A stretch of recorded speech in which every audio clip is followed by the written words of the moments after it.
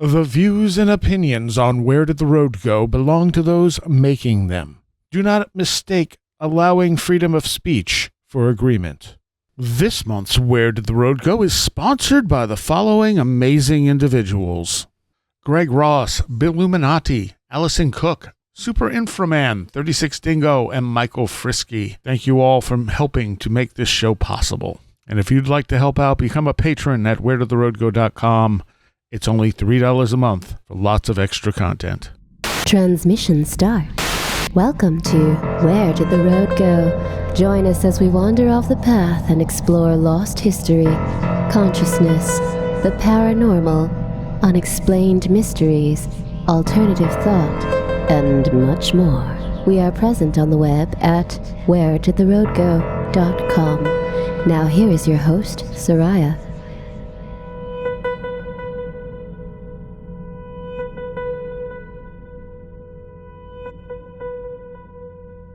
Welcome to this edition of Where Did the Road Go? And tonight I have with me returning Barbara Fisher. Hello. And Greg Bishop. Hey there. And Greg, you said you're going to be reposting a lot of the Radio Mysterioso and getting that going again soon? Yeah, it's a rebirth of it or something. I sometime in the next month or so, I will be putting the there's my phone going. I will be putting up this shows that are already there, and then also some of the old ones that people haven't heard for a while or have never heard. And I'm finally knuckling under. I'm going to have commercials and Patreon and all that. Nice. Because I need money because I'm losing one of my jobs. So. Well, you haven't running out of material actually for one of my jobs. I've been doing audio editing for 6 years for Coast to Coast, but I'm almost out of material. 2 a week for the last 6 years or so. Yeah, it's a lot of shows. Wow. Well, you have a good back catalog to work with Radio Mysterioso. Yeah, I got, I think, probably at least 300 or 400 shows. Nice. Yeah, many of which haven't been heard in a long time. I will post. One of them is Bill Moore interviewing me about Project Beta. Oh. Yeah. Nice. Yeah, that was an unusual show and fun, too. We had a lot of fun doing that show. So that's something to look forward to. I have not heard some of your early shows because I didn't discover you until much later.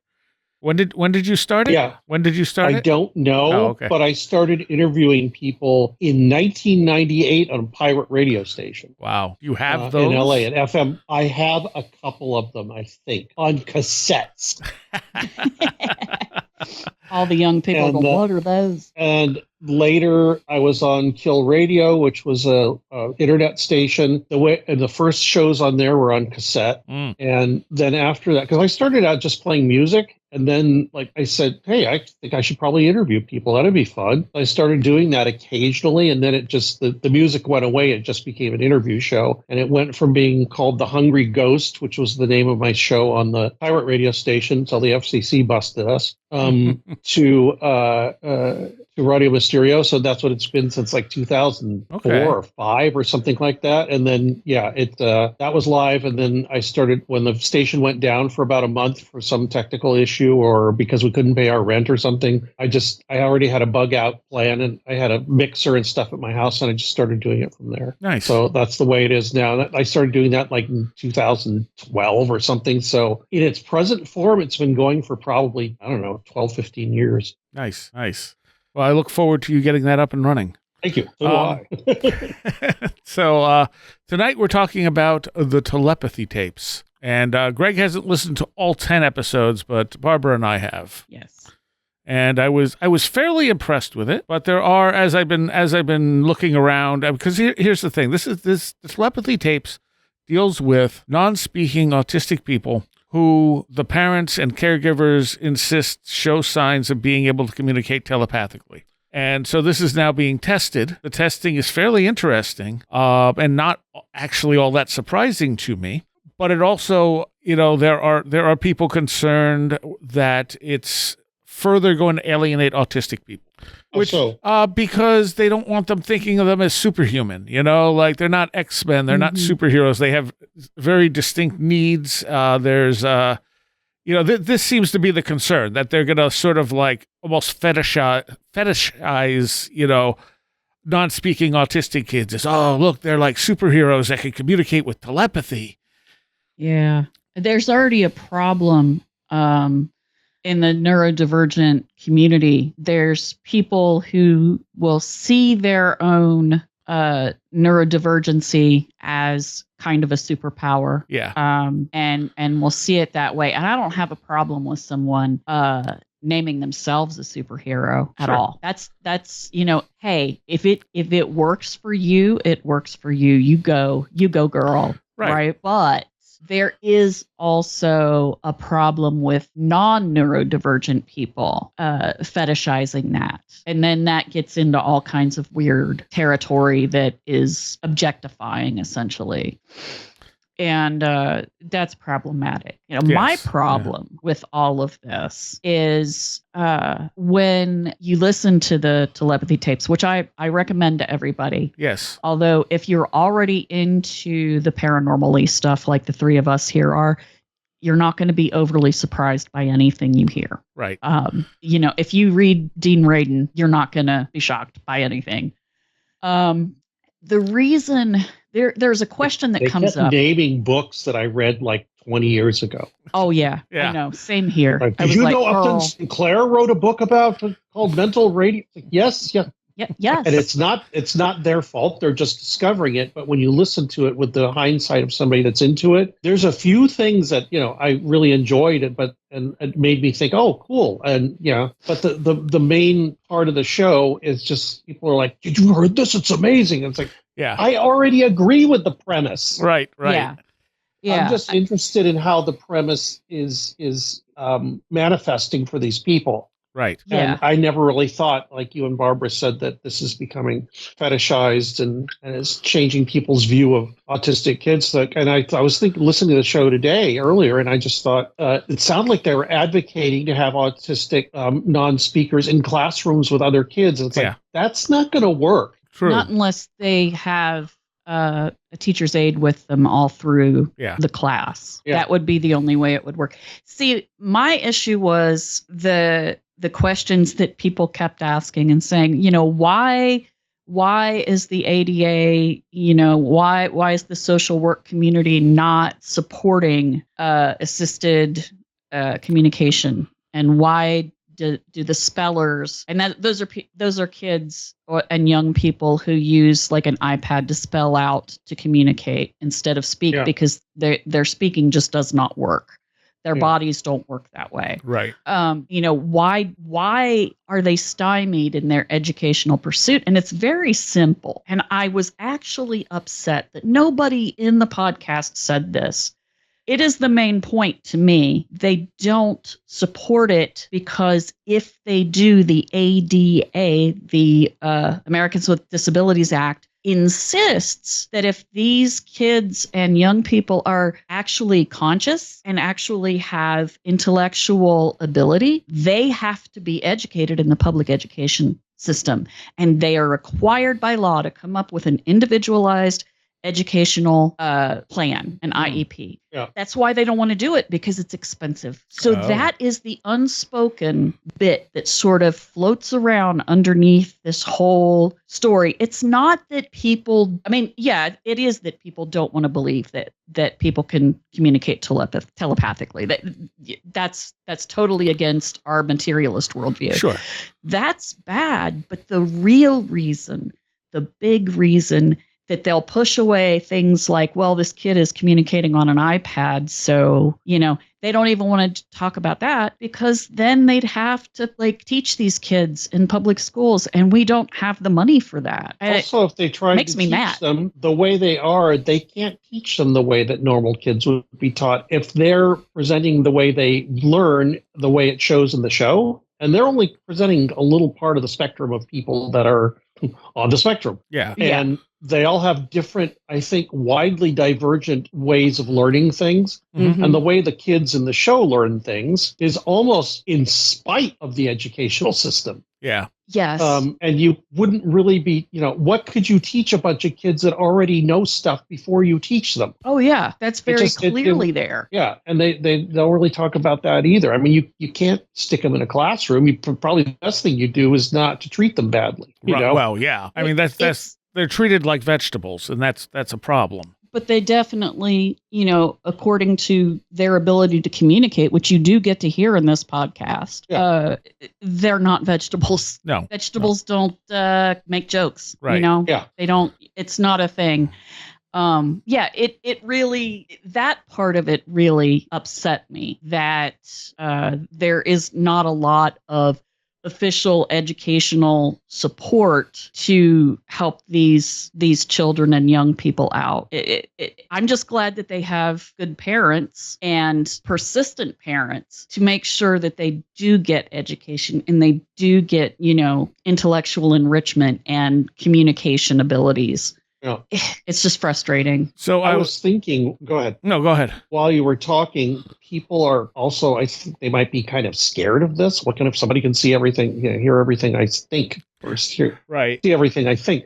But the thing is, I think, because of this, and it sounds very new agey on this when you're listening to it, and Dean Radin, who they interviewed in the show, told me this when I interviewed him in like 97 or something, when this first book came out. He said, we got into the discussion of what keeps people that are psychic from just like winning all the lottery money or getting, or guessing every horse at the horse race or whatever. And he said, I don't know what does this, but he says that causality seems to be self-healing. If they do it too much, it doesn't work anymore. Yes. And also they're doing it for greed. Right. And what I kind of got from the show is that these kids are just so non-egotistic and so empathetic and so interested in helping each other and the world at large that kind of stuff doesn't even enter into their mindset. Yeah. Like, how can I use this it would enter into the mindsets of people that want to use them. But I think the kids would recognize that and say, no, I'm not going to tell you who's going to win the goddamn horse race.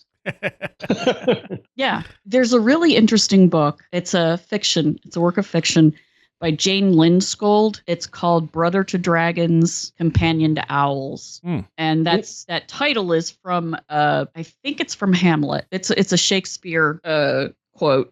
Reference. Anyway, it talks about neurodivergent children who can communicate with inanimate objects, which sounds totally wacky. But it's interesting the way that it's done. It's set in the near future, and you can tell that the author was around for when Reagan decided to open up all the institutions and throw people out on the street, because that's basically what happens. The main character is an institutionalized young woman, and she gets tossed out from her institution.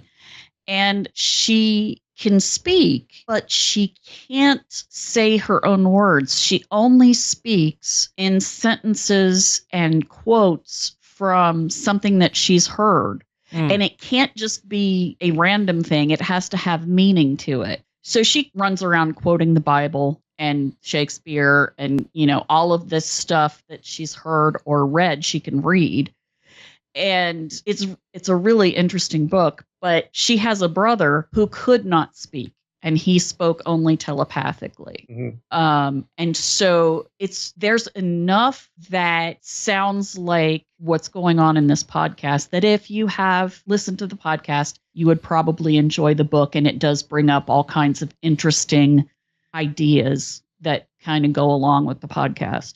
And when I say they could talk with inanimate objects, they can commune with computers, there are people who want to use them to steal money by having them get, passwords and things. So it's a really interesting, story, and it would complement this podcast. So the other thing is, if somebody wanted to use them, they could tell that, and they'd say, "No, I'm not going to cooperate." Exactly. And one of the criticisms, because I was looking for criticisms of it online, so I went through a bunch of different stuff, and one of the common ones would always start with telepathy is not real. Yeah, it always starts with that. And it's like, then they'd be like, well, there's no peer-reviewed scientific it's like, but there is. I know. There's tons of it. They talk about it in the show. It's like when people would criticize stuff in Project Beta, and you could tell they hadn't even read it. Yeah. Yep. Well, that's what I think what's going on here. Telepathy's not real, therefore the show is not really.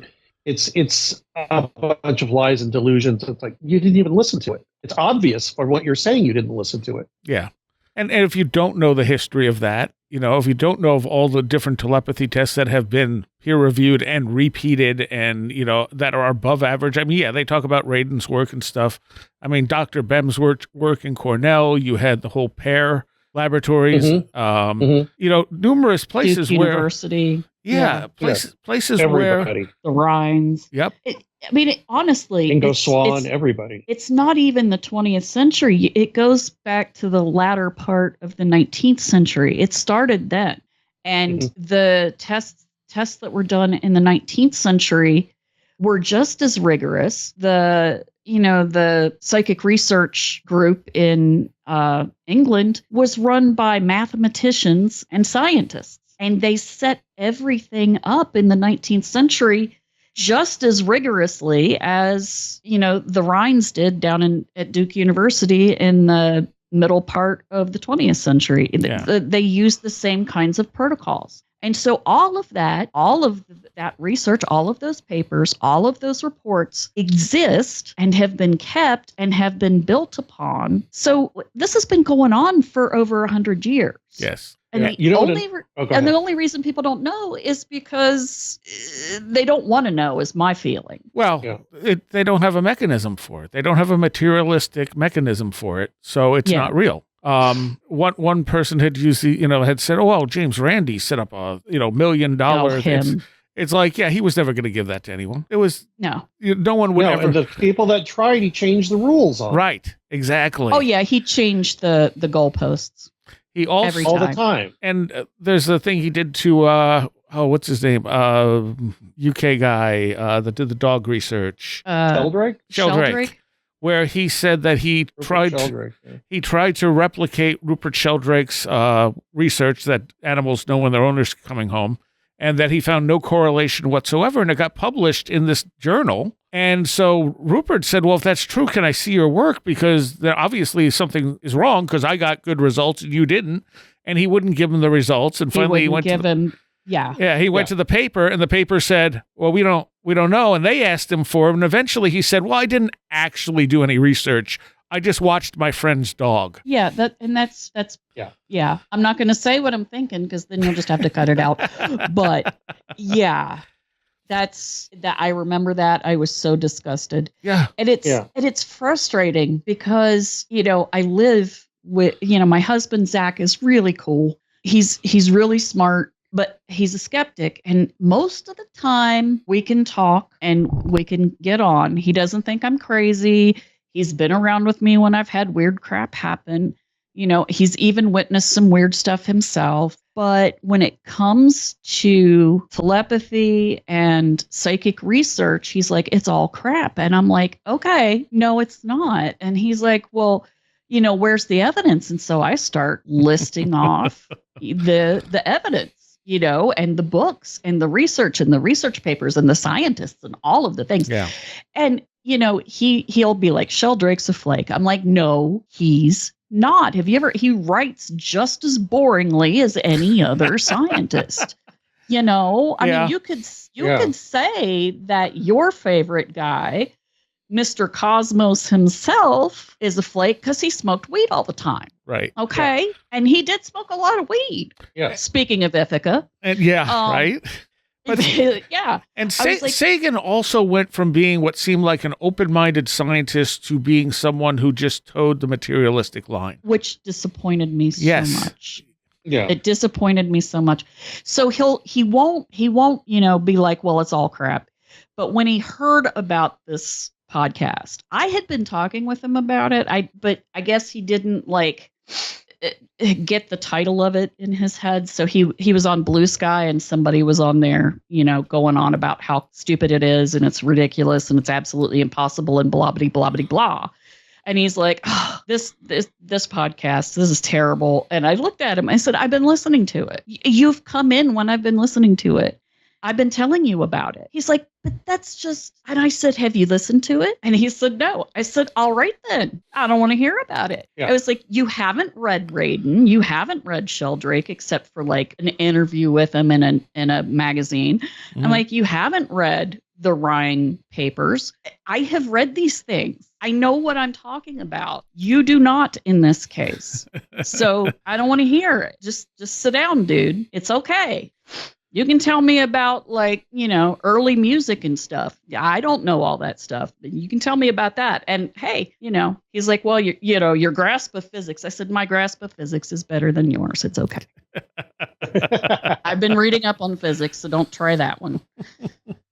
Yeah. And you know what? The other thing that struck me through the whole show is the idea that anecdotal evidence is not evidence. Yeah. Yeah. That's that is a curse that is thrown at things that a lot of people, particularly, I guess, materialistic science doesn't want to deal with. That's nothing but anecdotal reporting. Yeah. And that's not true. When the multiple 100,000 anecdotal reports about the same thing means that's a hand wave. It's something you don't want to, it's like that should be actually a signpost where you go, hey, there's a lot of people noticing something. What is the underlying cause of this? Right. Yes. Instead of saying, and granted, and they talk about it in the show, and I've seen it too with the UFO thing. There are so many people that don't do the hand waving anymore. People with degrees and chairman, what's it called? Chairs at universities and things like that. That I guess they were born after. I mean, it's that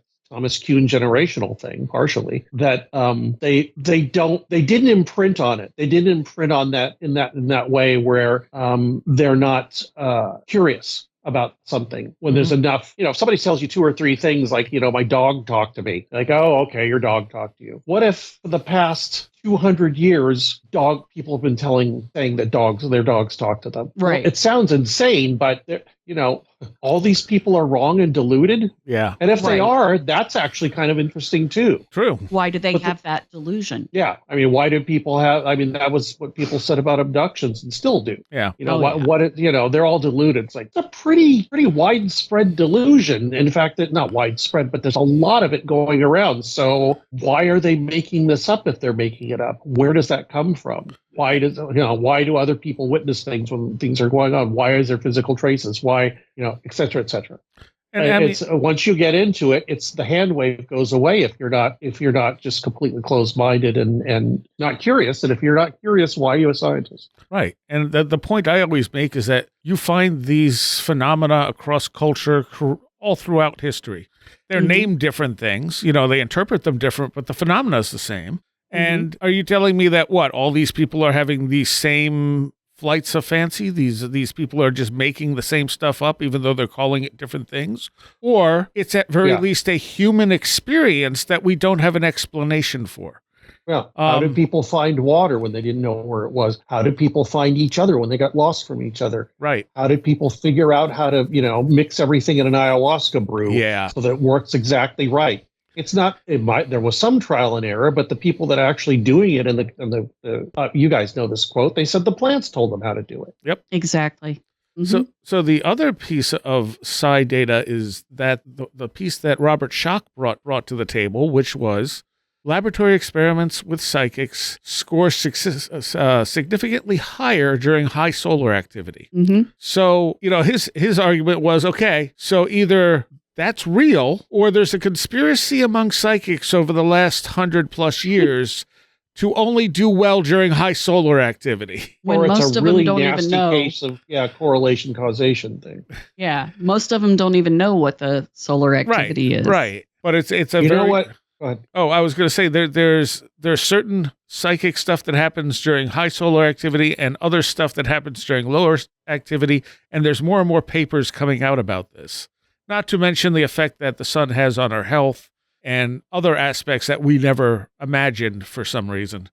Yeah, I'm not sure if I published this part of it, but I remember I interviewed Joe McMoneagle in like 98 or something like that. And he said one weird thing, and this what you said reminded me of it. He said, I don't know why this is, but it seems like the remote viewing stuff worked better when the center of the galaxy was visible above the horizon. Huh. Oh, that's wild. And he said, I don't even know if it's, I think he said, I don't even know why, or if there's a real reason for it, or if it's a real thing. But that's one of the correlations we found that seemed to work. Everybody's scores went up higher when the center of the galaxy was over the horizon or visible from the Earth, or what I think it was. I mean, I guess it's always visible from the Earth, but when it was during the seasons and the way the planet's facing and all that in the northern hemisphere, when you could see the center of the galaxy, I mean, it was there. You can't really see it unless you have a telescope. But when that was over the horizon, people seemed to score better on these in their remote viewing trials. That's interesting, because that you're not, even if we're getting some kind of energy from that, it's traveling a real far distance, whereas the sun's only 8 light minutes away. Yeah, I don't really know what to make of it either, except that possibly it has something to do with the a human's reaction to the way the Earth is facing it. It might not even be the center of the galaxy. It might be something else that's influencing it. Who knows? Is a very good point. And I think when you talk about these things, I think the idea of influence or some direct causation is not what's going on. I think what's going on, and I keep taking this back to art and music and all this. Why does everybody like a certain song? It's because it's speaking to them on a certain level. And everybody, even though they have different ideas about this song or piece of art or poetry or whatever it is, it hits them all differently, but it hits all of them. Yeah. And that's undeniable. And I think that's what might be going on. And it's not a direct causation thing. It has it's more like, I don't know, even directly associated something like astrology. And I don't think astrology is because people have the stars influence them. It's just that people's lives and things like that, they are on cycles. And some of that is echoed in the heavens, not in a causative way, but just because, when there's polka dots here, then there's stripes over here, and it's always polka dots and stripes at the same time, or whatever you want to call it. Or when somebody, I was talking to a friend that's in astrology, and they said, I can't remember what the orbital period of Saturn is, but the idea was when you get to a certain age, you reach a certain age of intelligence and experience, and where you can function on a different level because of that, and that's the exact orbital period of Saturn. Oh, the Saturn return. Yeah, that's it.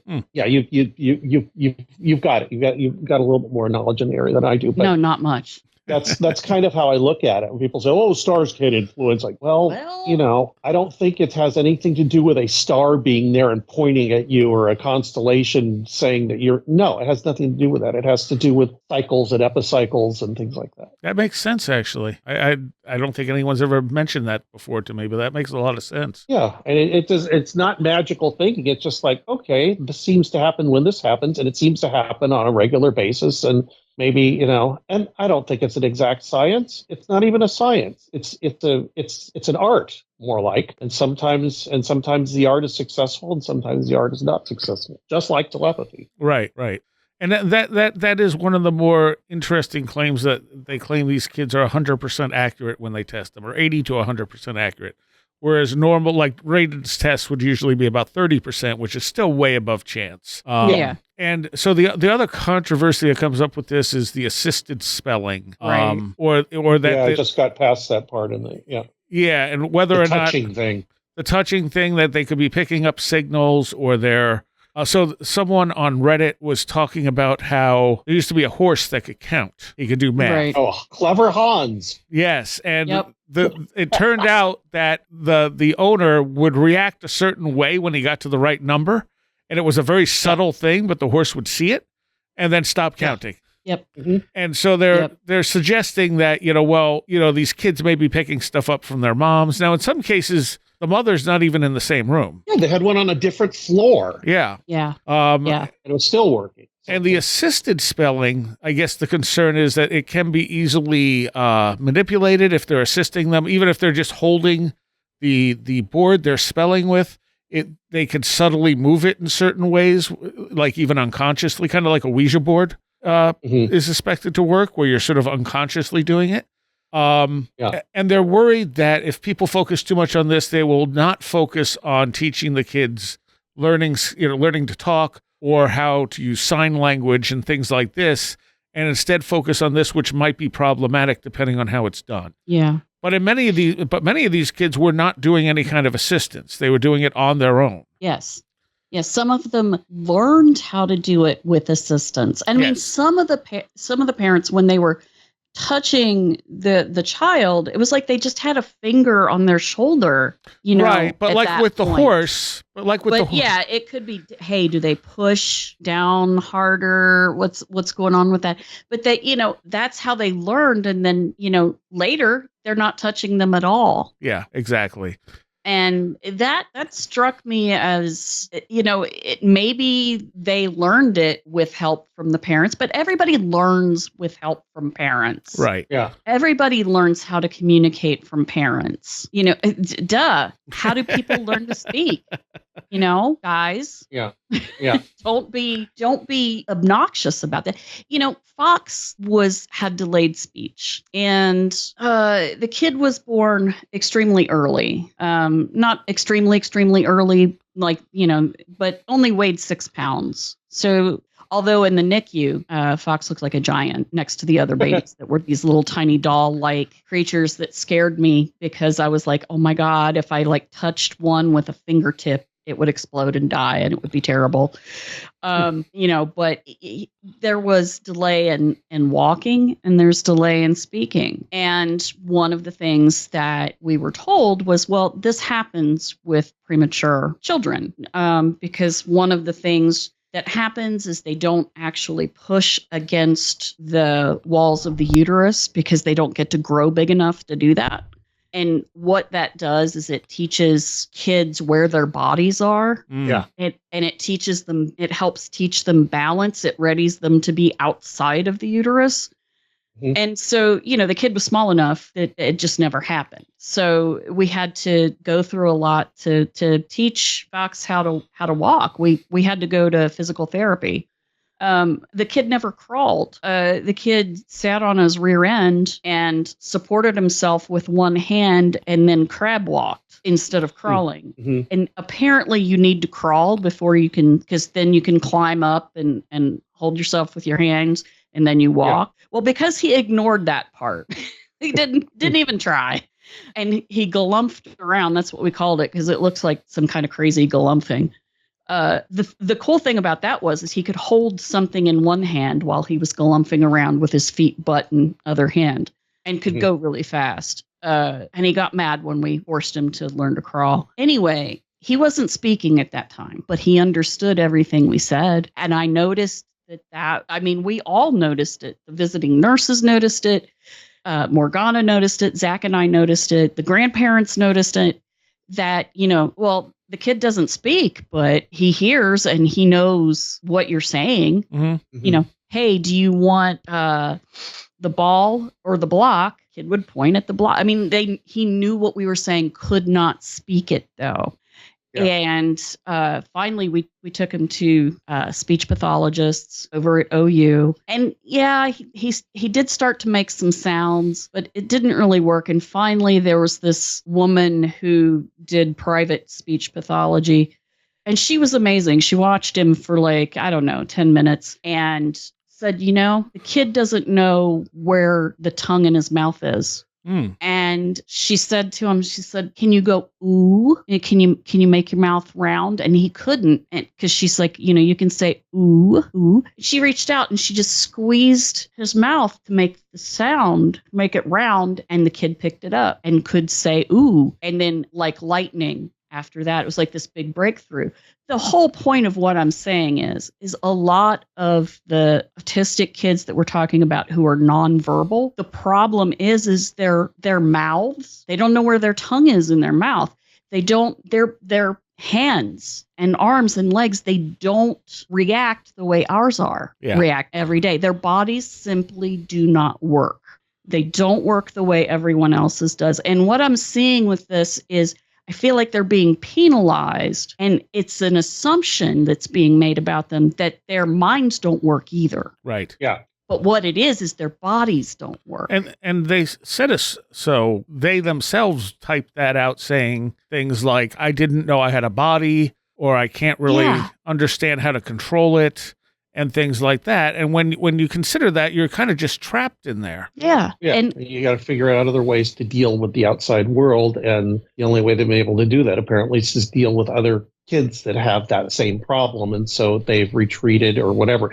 They've evolved into that type of way of dealing with the world, and it doesn't look right to anybody else, but it works for them. It's like, well, I can't move, I can't say anything to anybody, and I guess it's just like kids having things trained out of them as they get older and they don't notice things anymore. Like more kids see ghosts and things like that. Sure. And I don't think it, and we all agree it's probably not because they have any special sight or they're making things up. It's just that it hasn't been trained out of them yet. Right. And so it seems like the kids in this thing, not only are things not trained out of them, they're completely resistant to it, because you can't train something out of somebody when you don't know how to get in there and get them to react to it. Right. And I thought that, not being able to feel your feet, or like one of the kids said, I didn't even know I had fingers. Yeah. That kind of thing. The other thing that what you were talking a little while ago, Seriah, you were talking about different, and Barbara, two different forms of of evidence. And I keep using the term from Robert Anton Wilson, fundamentalist skepticism, meaning it doesn't matter how much evidence, studies, and peer review that you go through.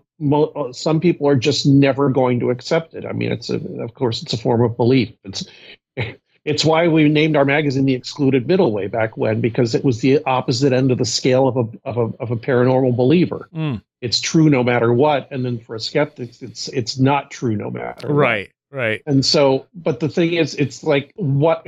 Well, they didn't do this. Like, well, what about these 15 other pieces of evidence that you haven't answered? And they'll ignore that. Or they'll very specifically, not even goalpost move. They'll just focus on one thing and say, if this is wrong, the rest of it is wrong. It's like, that's not how it works. Yeah. Yeah, that's not how any of it works. It's a concatenation of evidence, not like, here's one thing. I mean, if you were applying that to anything materialistic, of course, you're going to say, this isn't almost like medical stuff in medicine. It doesn't work every time, but it works most of the time. So we can assume with a high degree of probability that this method or this drug or this therapy or whatever works for a lot of people. Not everybody. Right. It works for a lot of people, but when it comes to something that just upends the what people have been taught or how they feel, or how what their egos is comfortable with, then all that stuff goes off the table, and it just becomes. I've seen that picking and choosing thing. I've been a victim of it. I'll say, here's a thing that I did or something I wrote. It's like, well, what about this? Like, well, possibly, but what about the 90% of the other stuff that I talked about? No, let's just concentrate on this part. Let's concentrate on the part that I know is false and ignore the things I'm pretty sure is false, and that's my foothold. Yeah. And that'll allow me to climb the entire ladder and show that you're completely wrong. Yeah. That's not how things work. If you're talking about, materialistic physics, that's exactly how things work. Yeah. But that's not how the human mind and the human emotions and how we deal with the world and how different cultures deal with the world works. It's not a cause and effect. It's a lot of factors, and not all of them are the same, and not all of them match, and it doesn't work every time. But it works enough of a time that we're still here and we're still surviving. And just because we can protect ourselves from the bear or the lion or whatever. What about the bear or lion that you can't see? Right. Until the last minute. How do animals? A lot of animals will know this. They'll know how to get out of the area before something happens. That's why dogs and cats and animals freak out. In whatever it is, 20, 30 minutes before an earthquake. They can feel the first tremors. Or they're picking up magnet. I think they're picking up something. Or they could hear something. I don't think it's physical. I mean, it might be, but I also think it has something to do with, with precognition, where it's like, this will affect this thing is going to affect my survival here in about 10 or 15 minutes. So I got to get ready for it. So you could be right. Yeah, you could be right, Barbara. And I've heard that, where they can feel something. That the thing is that I don't think, do instruments pick up these tremors at the same time animals do? No, I don't think so. Yeah, so I don't know. So. It might be a combination of those things, not one or the other, but something real big is going to move the earth pretty soon, and I can feel it. Or something real big is going to move the earth pretty soon, and I can tell it's going to happen, even though it has nothing to do with something I felt through my feet or whiskers or whatever. So, I mean, it could be infrasound. Yeah.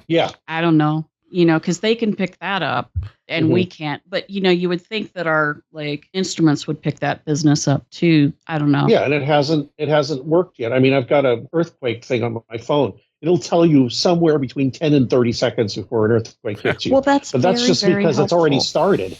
Yeah, I was about to say that's helpful. I've had it go off, and it's sometimes, a couple times it was maybe 10 or 15 seconds, and a couple times it was already happening. I was like, thanks for telling me the house is already It's an inexact science, but it is science. And if you would put this same thing to the test for some of these fringe areas, they'd say, well, that's BS. Yeah. I know. Well, And it's inexact. I mean, if we get close to something, and that seems, is that efficacy enough, or do you, what's your goal? I mean, what's your goal? What's your standard for efficacy?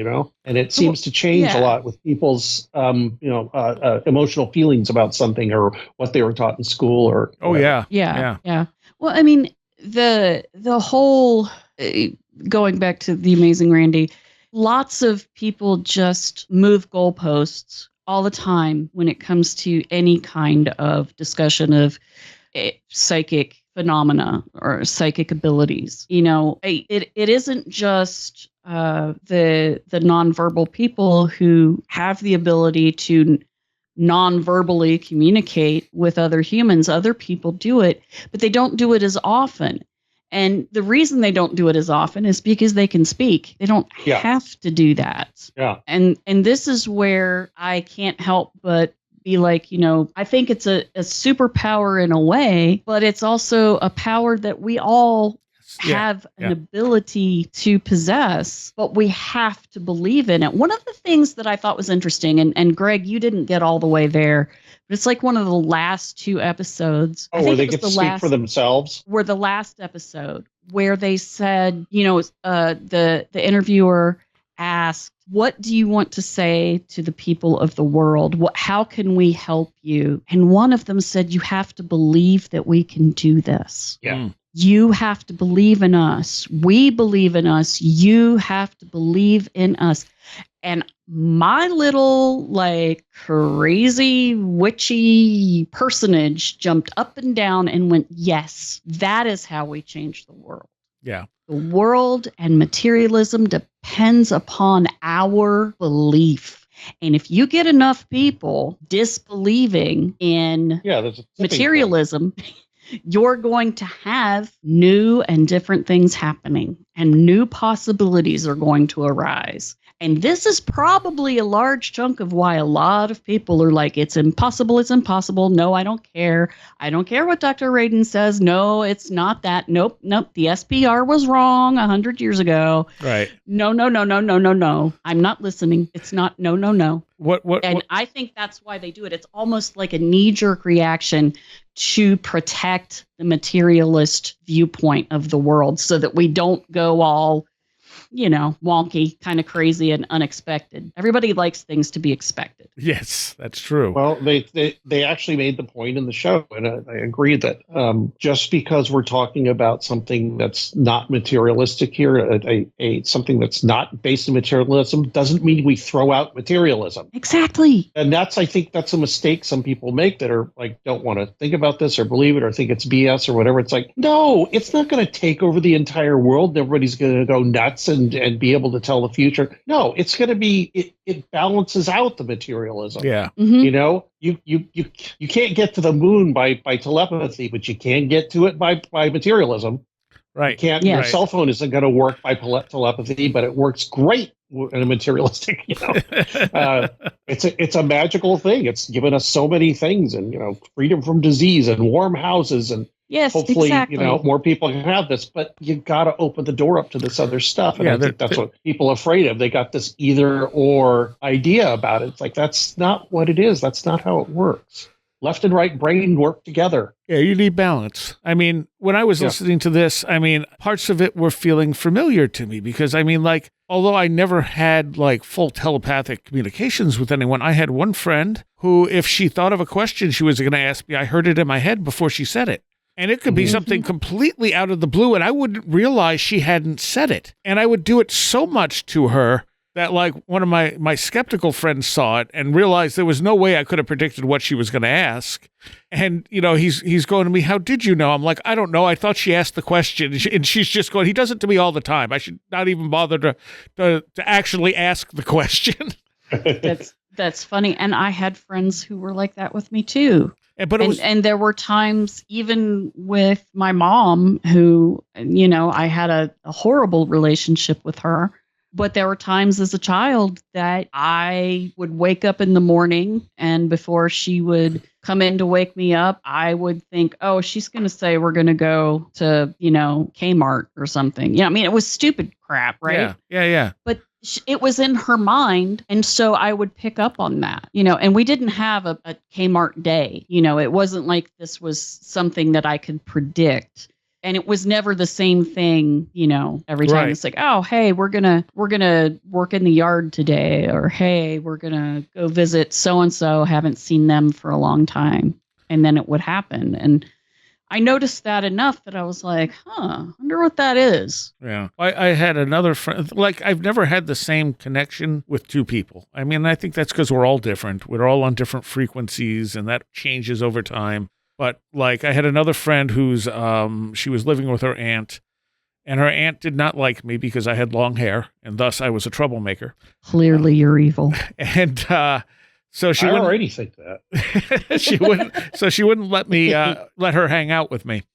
But if I was down in Willard, where she lived, because I had a lot of friends there, and I was going to walk over to the convenience store, I would literally just think at her, I'm going to the store here, and she would meet me there.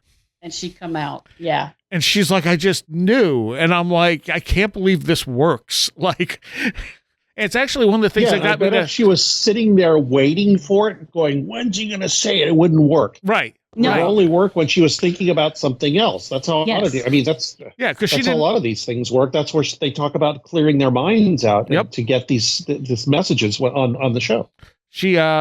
And she wouldn't even know I was in town. So it wasn't like, there was any expectation there. Yeah, it would just pop in her head. Yeah. And that's how my friends and I would, the two friends that I could do that with, that's how it would work with us. It would just, one of us would think something and it would pop in the other one's head. And then, oh, hey, we both went to the library at the same time, huh? I had someone scheduled to be on this show at one point who had been super reliable. And I woke up that day and went, they're going to cancel. And literally picked up my phone expecting them to say, something came up, I can't do it, whatever. And there was nothing. And the whole day I'm going, they're going to cancel. I know they're going to cancel. 5 minutes before the interview, they messaged me and went, so I just got really sick. I think I have to cancel. And I was like, there it is. Okay. Yeah. I knew it was coming. I just didn't know when. It got to the point where it's like, I guess I was just wrong. Oh, no, there it is. Yeah. There we go. I've never really had any of that except one really, I did a remote viewing experiment with a friend of mine. My friend got it exactly. And I got a really good, whatever it is, zeitgeist or whatever of what he had. We guessed. We did it in a remote viewing experiment, and then I had a contest in the magazine. Of course, nobody wrote in or anything. I had a prize and everything. But we picked one. This was a Joe McMoneagle thing. We picked one thing in the house and put it in a box, and we made a time that we were going to talk about it and reveal what we guessed that the object might be. And every once for the couple of weeks we were doing it, every time I'd be idly thinking about something else, I'd get an image come into my mind, so I'd write it down. And he did the same thing. And I printed it in the magazine, and mine was a stick or a rod with a ball at one end of it, and it was multicolored. That's all I could get. And it was a Pez dispenser with Miss Piggy's head on it. Okay. And then he drew something. He said, I see gears and a cog, and then he drew these out, and then he wrote drill, electric drill, and that's exactly what it was. Oh. Wow. And he had drawn a picture of it looking straight at the chuck where the gears were. So, and it's like, out of all the thousands of things in my house, how did he guess that? How did I guess that thing? Yeah. And then not too long after that, these things happened when I was working on the magazine. I had noises coming out of my Kachina case and all kinds of weird things happen. But the only other telepathy. That's interesting. Sorry. Yeah, it sounded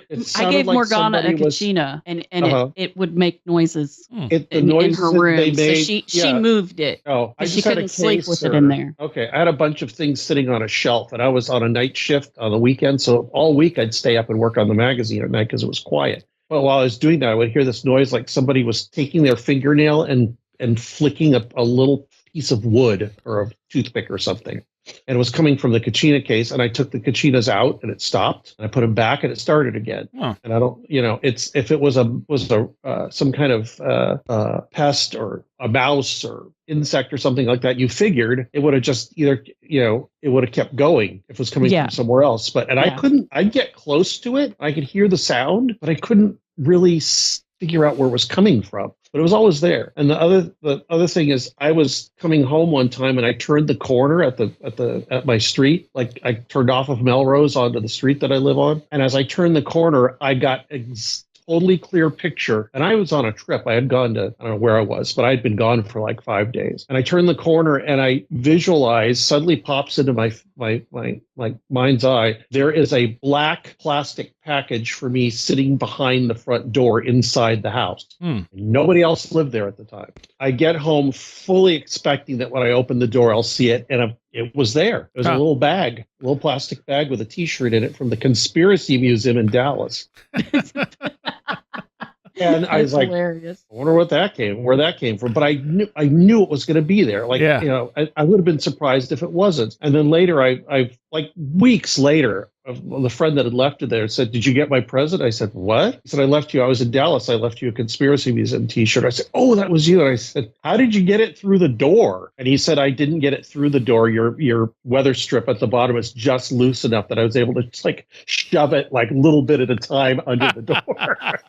So he just stood there for however many, seconds or minutes it took to, inch it. Right. Jiggling it back and forth and up and wow. Yeah, so he'd gotten it in there. But the thing is, I get there, there's something inside the door and nobody else is living there. And I was slightly freaked out that something was sitting there. But I was mostly amazed that I had visualized that exactly as it happened. Yeah, like that's a minute or two beforehand. That's really cool. Yeah. I tell people that, skeptical people, it's like, "Oh, well, you probably just guessed." I was like, "Guessed?" Yeah, right. I'm going to guess something exactly.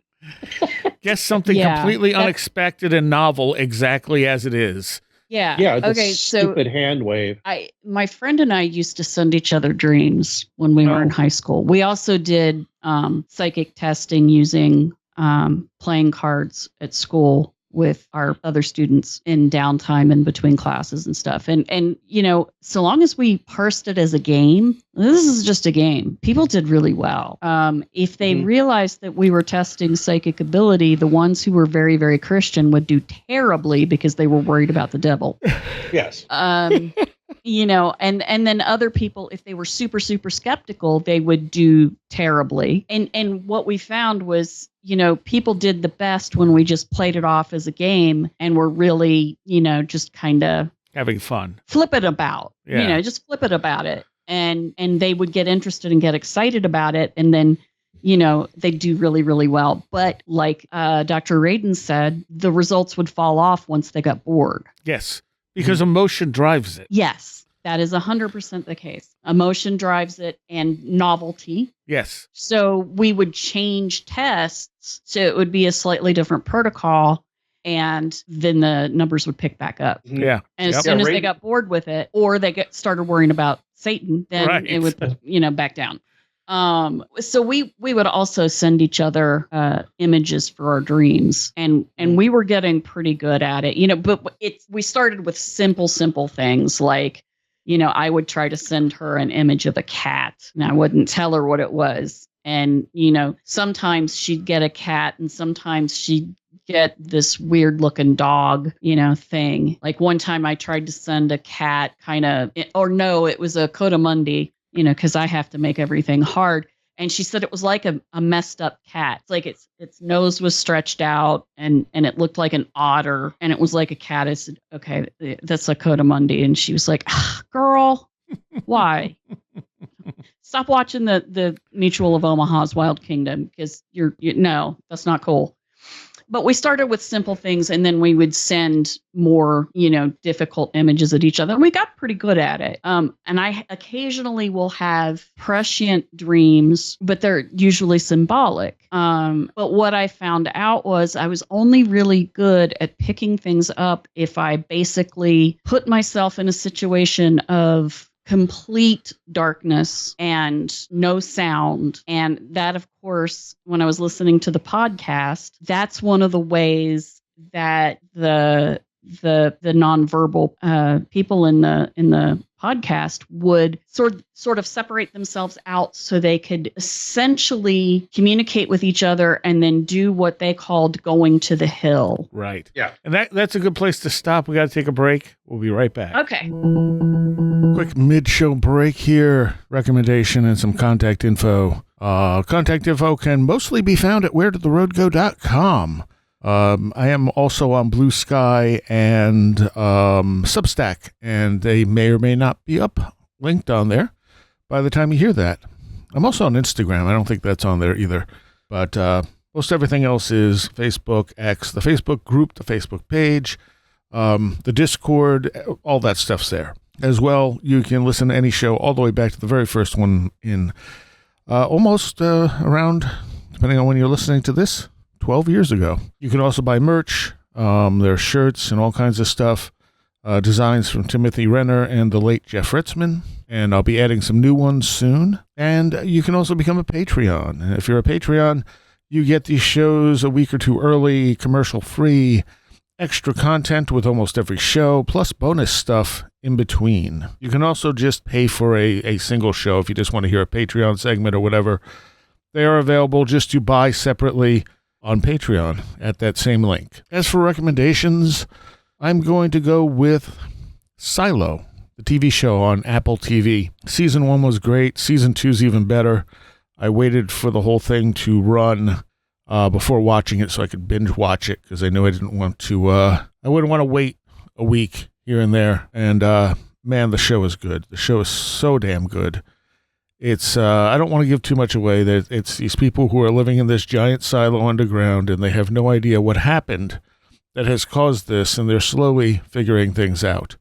And it gets really interesting at the end of season 2. I guess it's based on a series of books, too, so I guess if you really wanted to know, you could cheat and go read the books, or just go read the books. I don't know. I have no idea if the books are great or not, but the TV show on Apple TV absolutely is. So if you haven't checked it out, check out Sci-Fi. Check out Sci-Fi? No, check out Silo.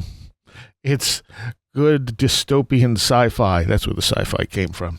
All right, and now we return. Quick mid-show break here. Recommendation and some contact info. Contact info can mostly be found at wheredidtheroadgo.com. I am also on Blue Sky and Substack, and they may or may not be up linked on there by the time you hear that. I'm also on Instagram. I don't think that's on there either. But most everything else is Facebook, X, the Facebook group, the Facebook page, the Discord, all that stuff's there. As well, you can listen to any show all the way back to the very first one in almost around, depending on when you're listening to this, 12 years ago. You can also buy merch. There are shirts and all kinds of stuff. Designs from Timothy Renner and the late Jeff Ritzman. And I'll be adding some new ones soon. And you can also become a Patreon. And if you're a Patreon, you get these shows a week or two early, commercial-free, extra content with almost every show, plus bonus stuff in between. You can also just pay for a single show if you just want to hear a Patreon segment or whatever. They are available just to buy separately on Patreon at that same link. As for recommendations, I'm going to go with Silo, the TV show on Apple TV. Season 1 was great. Season 2's even better. I waited for the whole thing to run before watching it so I could binge watch it because I knew I didn't want to, I wouldn't want to wait a week here and there. And man, the show is good. The show is so damn good. It's, I don't want to give too much away. It's these people who are living in this giant silo underground, and they have no idea what happened that has caused this, and they're slowly figuring things out. And it gets really interesting at the end of season 2. I guess it's based on a series of books, too, so I guess if you really wanted to know, you could cheat and go read the books, or just go read the books. I don't know. I have no idea if the books are great or not, but the TV show on Apple TV absolutely is. So if you haven't checked it out, check out Sci-Fi. Check out Sci-Fi? No, check out Silo. It's good dystopian sci-fi. That's where the sci-fi came from. All right, and now we return. So we're talking about the Telepathy Tapes, and I have Greg Bishop and Barbara Fisher with me here on Where Did the Road Go? And we were about to get into The Hill, which is a kind of a big deal in this because this is a sort of virtual, I don't know, psychic Meeting area. room. Yeah, meeting room where these kids claim to go to communicate with one another, and they can access it from anywhere. And according to Kai Dickens, who did this podcast, she would meet mothers who had no connection with anyone else who had nonverbal autistic kids, and at some point they would just bring up The Hill spontaneously, and she'd be like, seriously? Yeah. So if she's being genuine on that, there's something there that these kids are all connected with. That was one of the most, that one, and the fact that it was called The Hill, that was one of the few things that actually surprised me in the me too. in the podcast, that I have not heard this before. It hit like a hammer on my head, and I was like, whoa, that sounds like a fairy hill to me. That was the first thing that popped into my head. And yes, I am predictable sometimes, but it was fascinating. It sounded like travel out of body, sort of virtual reality, sort of like an old internet chat room. Yeah, it's a telepathic Zoom call. Yeah, a telepathic Zoom call. It was fascinating. Yeah, and that they're able to communicate with each other this way. And it's still, I mean, it answers my questions about how did societies get along and survive and not be destroyed and all that, although they did, because sometimes you can't control things and can't overcome things. How did they get by before we had ways of communicating immediately? Well, because they didn't need it. Yeah. They had their own methods. And, I think that's why shamans did what they did, because those people had the better receivers. Everybody had a receiver, but the shamans had the ones that were tuned better. Yeah. Well, they had training and they had initiation. Yeah. And they had they were good at to ongoing begin relations with more spirits than everybody else did, because that was their job. Yeah, well, they were picked out because people would notice they were doing things that other people didn't, and they could be completely hard to get along with and nasty and weird and crazy, but they told the people in their group when something was going to happen, or we should plant earlier this year, or whatever. Right. And so that, go ahead. That was in my head too. I was like, so these kids are kind of like a little bit like shamanic practitioners in that way, in that they have means to communicate with each other outside of needing to be in the same room or in the same city, or even in the same continent, I would assume, and that was awesome. Yeah. Yeah. It's time bound, but not space bound. Yes. Meaning everybody agrees at a certain time and that's because, and they made this, emphasize this in the show. I mean, we live in a 3-dimensional world, and in a world where time flows in a certain direction and all that, but these kids seem to be able to transcend that a bit. Right. And that they can, they've got a support system that nobody knows about. And in fact, I'm listening to the show and I'm thinking, should we be knowing about this stuff? Because we might ruin it. Right. Oh, yeah. But they don't think so. For some reason, I don't know. I didn't listen to all the show, but I don't know if there's any dissenting kids who are like, no, don't let the muggles in. Well, I will say this. I listened to an interview that Whitley Strieber did with Kai, and immediately Strieber's like, well, once I found out about The Hill, I went there. Yeah. And I was like, yeah, okay, really? Just like that, you just went there. There was a part of me that was like, I wonder if and then I was like, have you been invited, girl? Sit down. Stop. That's not you. That's not your place. That would be like me, I don't know, jumping in. Can I come in the Kiva too? Yeah, yes. I was trying to figure out, that would be like me, driving past the Lakota reservation on Rosebud and seeing a sweat lodge and process over there. Me just, whoa, I'm going to jump out, and you don't do that. Yeah. That's tacky. Don't do that. So the messages from these kids, you already talked about some of them. Some of them were talking about, what was it? They have sort of the love and light message that at times feels very new agey. At times feels very dead on, that kind of connects to like Eastern traditions. At some points, it sounded like I was listening to the Seth material. And at some points, it sounds like I'm listening to a contactee. Yeah. And what it's else probably they all said? theosophy. Yeah. what Everything else comes they- from theosophy. Yeah, you were mentioning this the other day. I saw this online. Yeah. The other thing they said, and as you say these things and saying sounds like this, the thing that stuck with me, one of the main things that stuck with me is they were saying language is just, it's so inexact, and they don't like speaking in language because it limits them so much. Yeah. Mm-hmm. That like language is taking a step down for them because they can't express themselves in language, spoken language. And I think they even have to slow themselves down just to communicate with people that are not doing what they're doing. And these are, these themes, I've heard these for years described in other ways and by other people and by other, people that claim to be psychic. It's and spiritual people. And but the main message was, and I agree with this totally, that language gets in the way of trying to express ideas. Yeah. And it's crude. It's like that Dean Radin thing that he told me. It's like he said the way of the instruments for picking up psychic functioning were like using a sledgehammer to kill a fly. And that's how I think about Thank you. That's how I think about language. It's I don't know about especially the English language. The English language is very rich and varied and can express a lot of things, but it can't express what you can express in Hindi or Japanese or Chinese that's why we steal their words. Aboriginal. Yeah, exactly. So, or any number of Native American languages, but they've gone beyond that. And the fact that, and the other thing that was kind of amazing is they all seem to be multilingual. Just natively multilingual. Nobody taught them. Right. Yeah. Like that one kid was like speaking in Portuguese and then Spanish and then Hebrew and like within one sentence.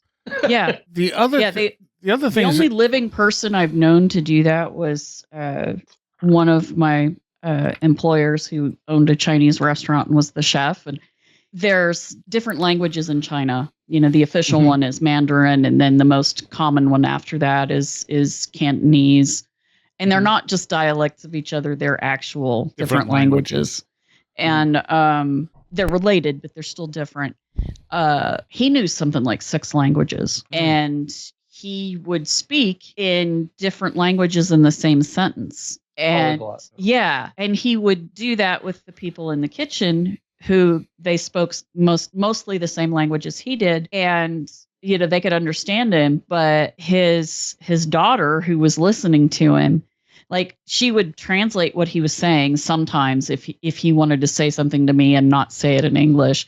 He would say it in Chinese, and she'd go, okay, he's saying that, this, the way you cook this food is this way, and that. Wait a minute. He's changing languages. Okay. So, and then she would go on. And then if it was, he didn't want her to translate it, he would switch languages really, really fast on her. And she's like, I can't keep up with him. I don't know what he's saying. I don't know. It's too much.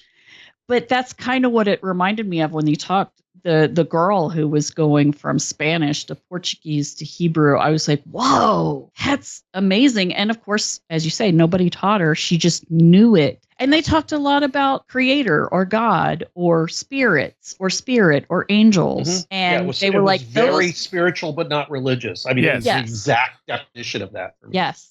Well, I think they asked the one kid, are there multiple gods, or is it all the same God named different things? And he said, it's all the same God named different things, which is, I mean, I think that's been my opinion for a long time. The whatever God is, whatever all that is just named different things by different people. Yes. Yeah, personification of an anti-entropic force. Yeah. Yes. That's a good way of putting it.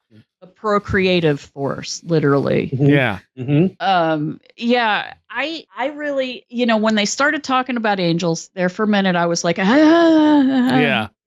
Because I was like, the new age is coming. It's coming. And boy, that sounds hypocritical of me. And I will admit, yeah, it is. But but it gets into solipsism very quickly. A lot of these things. It does. So you get kind of like, oh, don't do that. It's coming. No, please don't.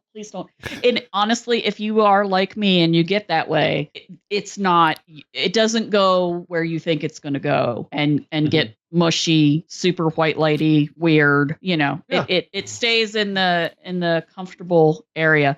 Now, if you have issues with Satan and you think Satan this and Satan that, it might bother you, Right. Because they're talking about a universality of God and a universality of creativity and creation and all of that. That can sometimes, for some kinds of Christians, become loaded really fast. Yes. So, do keep that in mind. But it doesn't really go into anything that's particularly upsetting. But they also, there's discussion of communication with the dead. Yeah. And that's part of where that whole, Satan might be coming up here, that might frighten people. But I swear those kids were at Ecology of Souls. I mean, seriously, I'm like, Josh? They put their hand on it, like that one kid said he can get a whole putting his hand on it. Which sounds like parlor tricks, but still. But also, it sounds like Cayce. Cayce would sleep on a book and be able to tell you what was in the book. That's true. Yeah. That's true. Edgar Cayce did that. And I've never known 100% what to think of Edgar Cayce, but some of the stuff was very interesting. Mm-hmm. Well, I never, like you bring up the Seth material a lot, sir. Yeah. I have to admit, and I'm somewhat ashamed, I really don't know that much about that. That's fine. Me either. My grandmother had, I think, the first of the Seth books, and she had all these early Llewellyn books. Yeah. Mm-hmm. Yeah. Llewellyn Publishing that really looked sketchy as hell. Yeah. Right. They really did. But she had them hidden in her house. I don't know who she was hiding them from. Don't let the kids in there. That's like porno. Yeah. Well, you've heard about the Graham stories, so you know about that. So anyway, and we can't discuss it here.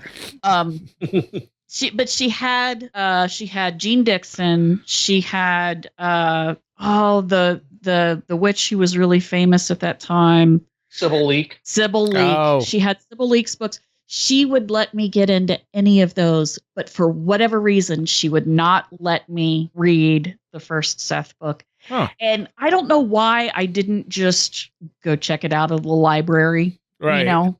That's how I generally did everything those days. You don't want me to read it? Well, I'll go get it out of the library and read it. You don't check what I check out of the library, But for whatever reason, I didn't. So I don't know that much about it. And so when you said it about this podcast, I was like, okay, I'm going to have to read that. But I'm editing a book now, so I can't read it yet. So I didn't get to read it for this podcast.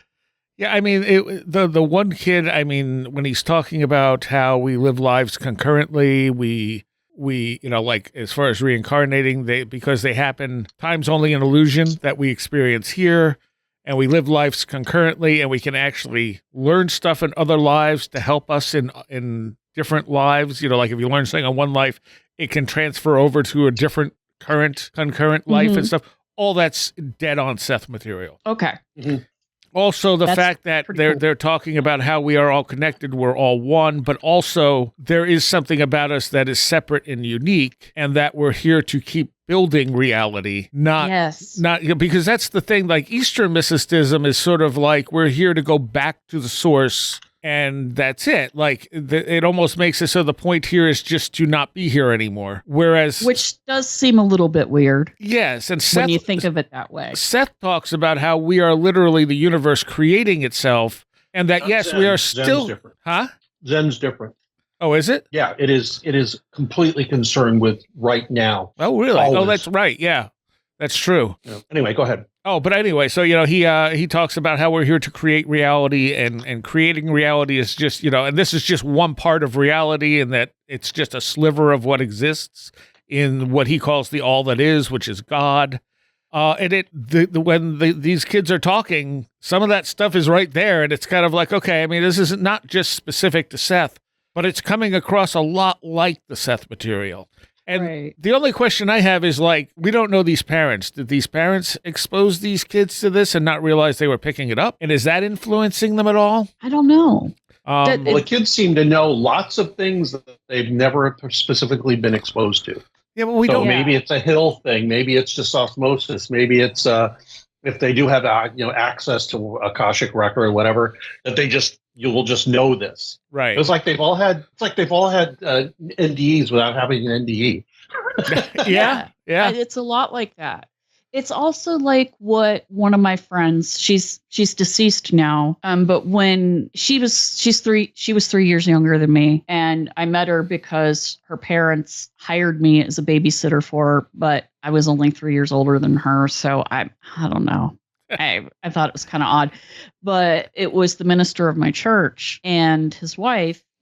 That was her parents, and she remembered before being born. Oh yeah. And a lot of what she remembered, and she told this to her parents when she was really, really young. Like when she was like first speaking, she spoke in complete sentences, and she said, "I remember being with God." And of course, it's a minister. He's going to listen. And he was a Methodist, so he wasn't a complete, he wasn't a fundamentalist or anything. Right. And so, she said, "Oh, we decide on our parents. Right. They help us decide who our parents will be. So I chose you, and that they're other babies." She called them babies. When she got older, she called them souls.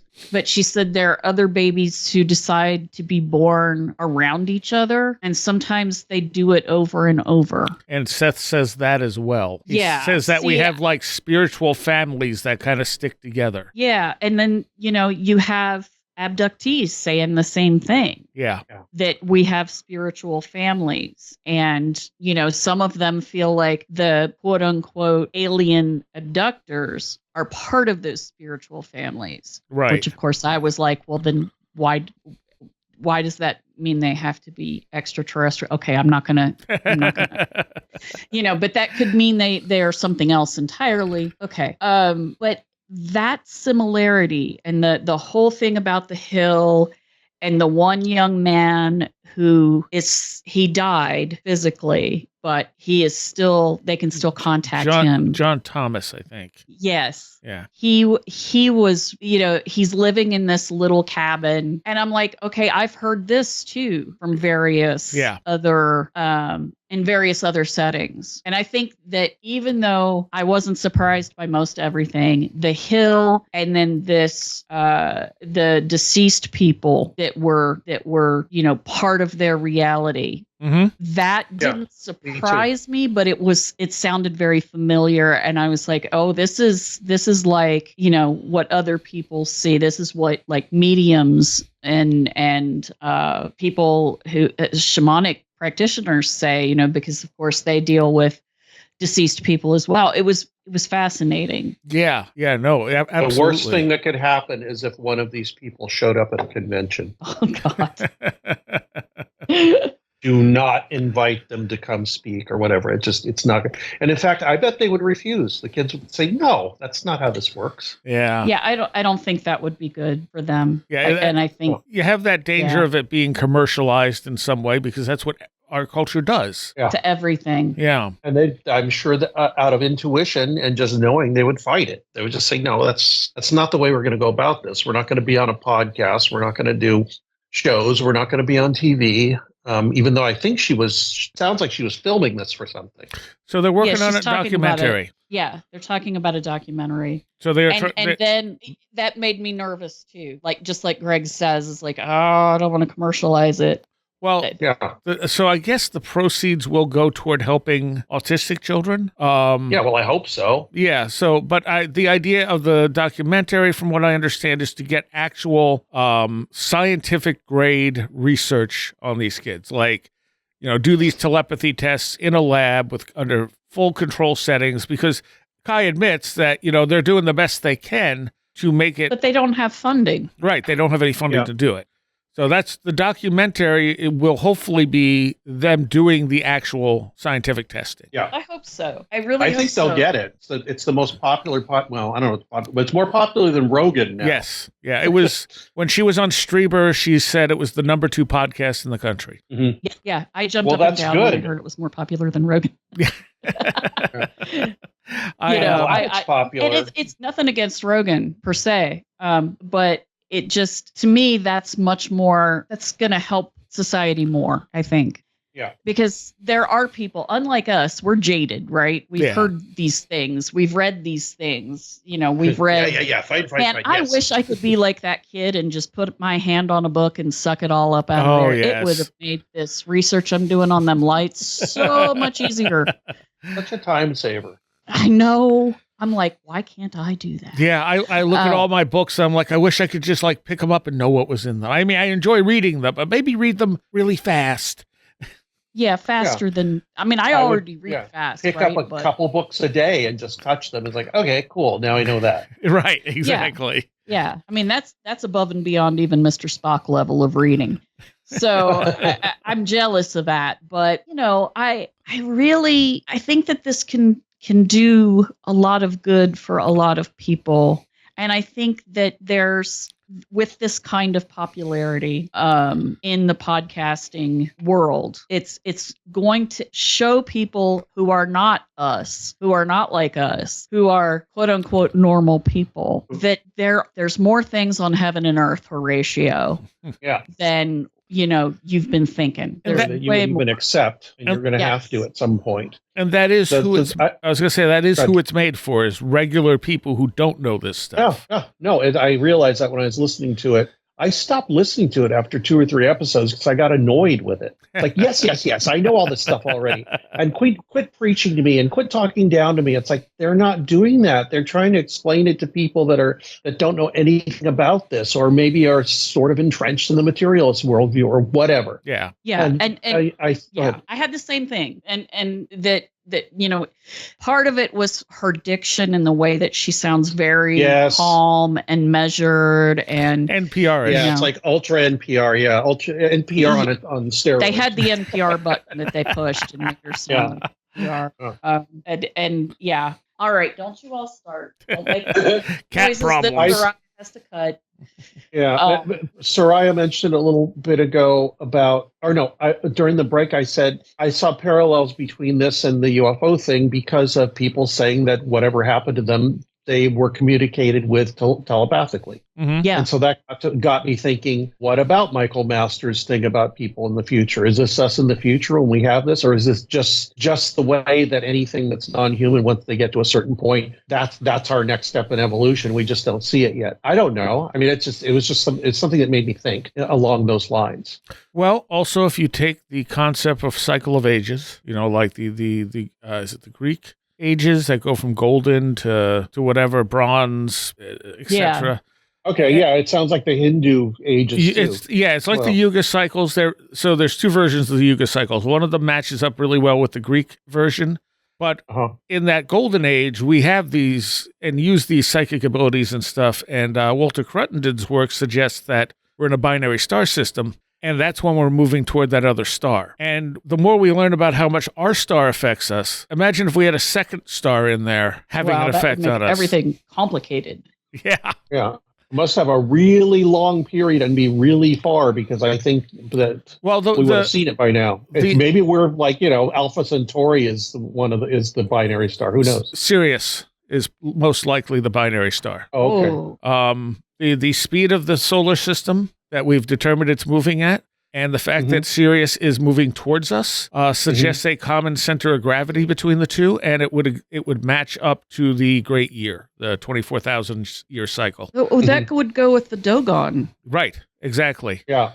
Whoa. Yeah, that's why I found always learn some shit from you, Seriah, every time. I didn't know this. What? Thank you. So Sirius supposedly does not process with the rest of the sky.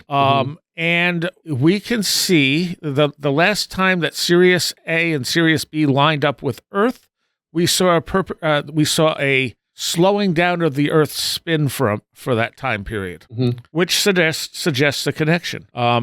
It was funny because I had, to me, I think the connection is probably electrical in nature, kind of falling into the electric universe idea. When I had the late Walt Thornhill on, I asked him that, would an electrical connection between Sirius be possible? And he didn't want to say yes, because he's like, I don't think that's the case, but yes. It's a possibility. Yeah. Now, on to other things. So, I mean, who knows? I mean, if the sun has that much of an effect on our consciousness and our very small psychic abilities, moving through a different area of space, getting different influences from another star, or maybe multiple stars. Who knows? We could be in a bigger system. Yeah. I think Laird Scranton supports the idea that we're in a multiple star system, all moving around a certain center of gravity. Oh. Well, I mean, this also goes along with what the nonverbal kids were saying, which is we are creating the universe as we go along. And we are born into bodies so that we learn things. We have to learn them embodied, but then what we learn in each of these embodied lives goes into essentially the Akashic record. So they didn't call it that, but it goes into this I think psychic they did. library. At one point, And I think somebody did. Yeah, one of them did use it. But there was also, they called it the library too. Yeah. And so it goes into that library and then they can draw from it. And it's more information. And, I can't help but think that, the people who built the Hubble space, telescope, when they look at things and see things they never saw before, was it there, or did they create it because they made the Hubble Space Telescope and looked in that direction? The web now. Yeah. So in the book, The Holographic Universe from Michael Talbot, he talks about them finding certain particles, but they used the same methodology that they had been examining stuff prior before they hypothesized these particles and did not see them. Once they started looking for them, they found them. Yeah. Mm-hmm. Yeah, that's that hooks in with the information theory of the universe or existence that is fascinating me for years now, that the universe is made not of particles or atoms or electrons or quarks or whatever you want to call them, but information that is brought into existence by a consciousness observing it or interacting with it. And there's a book I read a while ago. It's a collection of essays, which I had to read each like page 2 or 3 times to get it. But one of the essays, and it was a book called Information and the Nature of Reality, collection of essays. And one of the essays hypothesized that physics works because we created it. Yeah. We created the universe to work with our physics. You know what I mean? Or vice versa. Created physics to work with. And so any idea we have, and I guess astronomers would say, BS, because there's been a lot of ideas about things that didn't pan out. True. But I think that the concept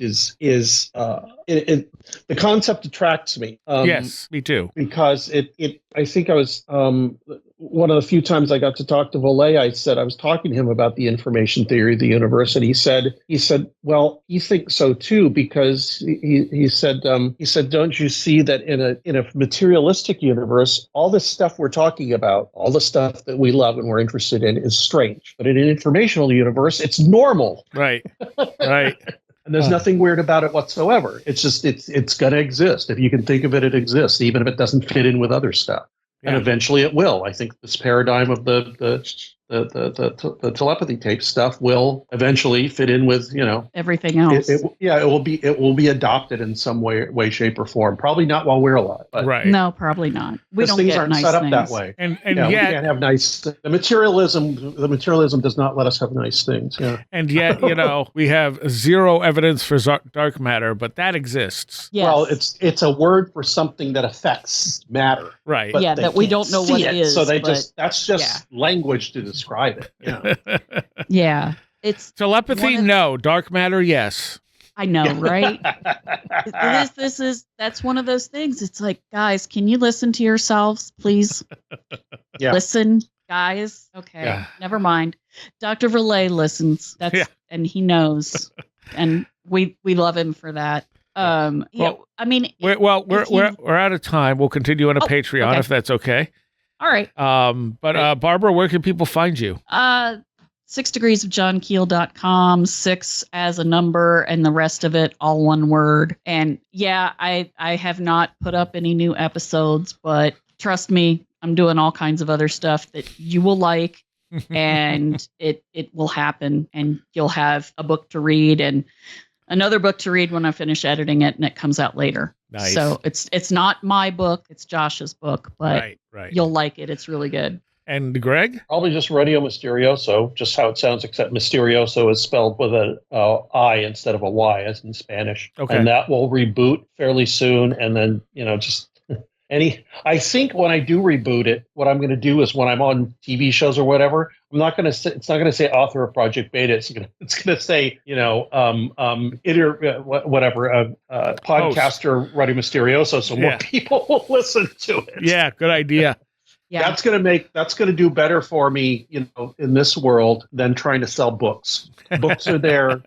I think for me, books are there to force me to do research into things that and to make realizations about things that I want. And the book structure is just there as my school, There you go. So, it's just the way it is. And I don't think, unless you're Stephen King or Rupert Sheldrake, or Dean Radin, or maybe even Diana, that'll work. But yeah, for most of us that Jeff write, Kripal. Jeff, for most of us that write, it's not. It's mainly because those people want to do it too. All the best writing comes from people that just come straight out of their heart and straight out of their absolutely conscious and subconscious, and that's what makes great art and great books. And sometimes, if you're lucky, lots of people like them, or if you have a really good publicist. All right, thank you both. Thank you. Thank you. I want to take a moment here to thank all of my Patreons. I can't do this without you, so thank you for supporting the show.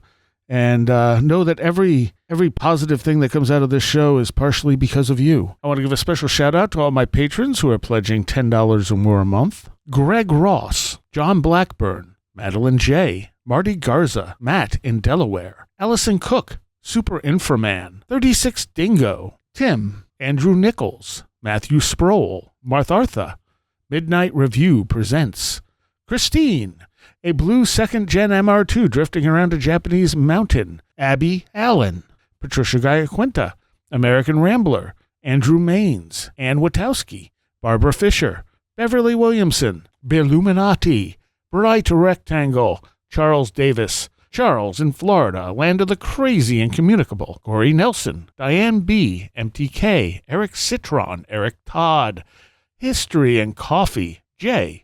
Otto Bullitt, Jack Huntington, James Lindsay, Jim and Sophie, John Mattingly, John Bracken, Jonathan Frost, Carla Mahoney, Kevin Shurek, Cool Kitty, Kristen L., Laser Printer Jam, Lauren McLean, Linda from Michigan, Linz Jackson K., MJ Armstrong, Mark Shoemaker, Mark Brady, Paul Jeffries, Perry Peters, Philosopher of Mirrors, Riker and Stark, Ron Dupre, Sam Sharon, Sasha McHale, Schmooples, Devourer of Mortal Souls, Stacy Sherwood, Tactical Therapist, Taylor Bell, Thunderboy, Tyler Glimstead, Varush K., Victoria, Vincent Trewell, Will Gebhard, Will Powell, Annabelle Smith, Caroline Walker, TDT Skunkworks, Colin Karras, Craig Sagastumi, and Matthew Brown. Thank you all so very, very much for your support. All right, this conversation continues in a Patreon segment.